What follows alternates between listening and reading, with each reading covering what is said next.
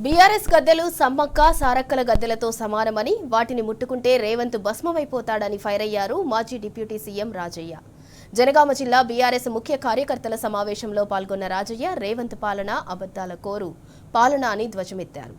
6 గ్యారంటీలు 420 హామీలకు ఎగనామం పెట్టారని దుయ్యబట్టారు.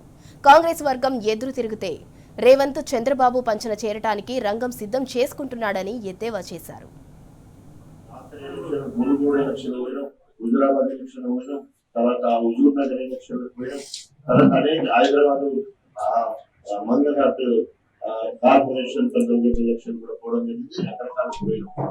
సో ఈ రోజు మనము రోజు చూస్తూనే ఉన్నాం, రేవంత్ రెడ్డి పాలన ఒక్క అబద్ధాలకు పాలన నడుస్తా ఉంది. 6 గ్యారంటీలు నెరవేర్చడం జరిగింది, 420 హామీలు నెరవేర్చడం జరిగింది.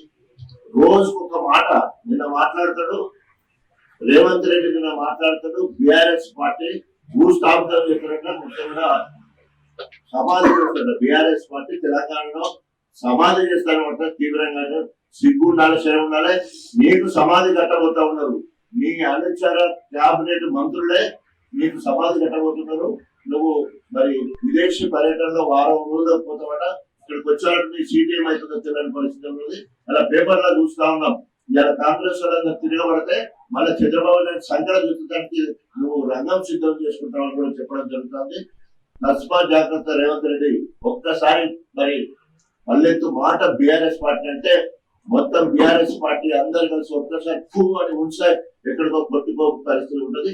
అది ఒకటేమో ఆ మాట అన్నాడు. రెండో మాట ఏమన్నాడంటే ఒక రాజ్యాంగబద్ధమైన పోస్ట్ లో ఉండి, రాజ్యాంగ పరిధిలో ఉండి ఆయన రాజ్యాంగాన్ని పరిరక్షించే ముఖ్యమంత్రిగా ఉంది. వీళ్ళ సంఘ విద్రోహులు మాట్లాడినట్టు బీఆర్ఎస్ పార్టీ గద్దలు కూల్చండి అని చెప్పేసి మాట్లాడారు. బీఆర్ఎస్ గద్దలు అంటే అవి సమ్మక్క సారలమ్మ గద్దలతో సమానం. వాటి ముట్టుకుంటే ఆ గద్దలను ముట్టుకుంటే భస్మం అయిపోతారని చెప్పేసి కూడా హెచ్చరిస్తా ఉన్నారు. ఎవరైనా రేవంత్ రెడ్డి కానీ కళ్యాణ్ కానీ లేదా కాంగ్రెస్ తొత్తులు ఎవరైనా కనుక బీఆర్ఎస్ పార్టీ గద్దెల దగ్గరికి వస్తే మాడి మష అయిపోతారని చెప్పేసి అది సమ్మక్క గద్దెలకు ఎంత పౌరుందో 60 లక్షల సభ్యత్వంతో తయారైన గద్దెలవి.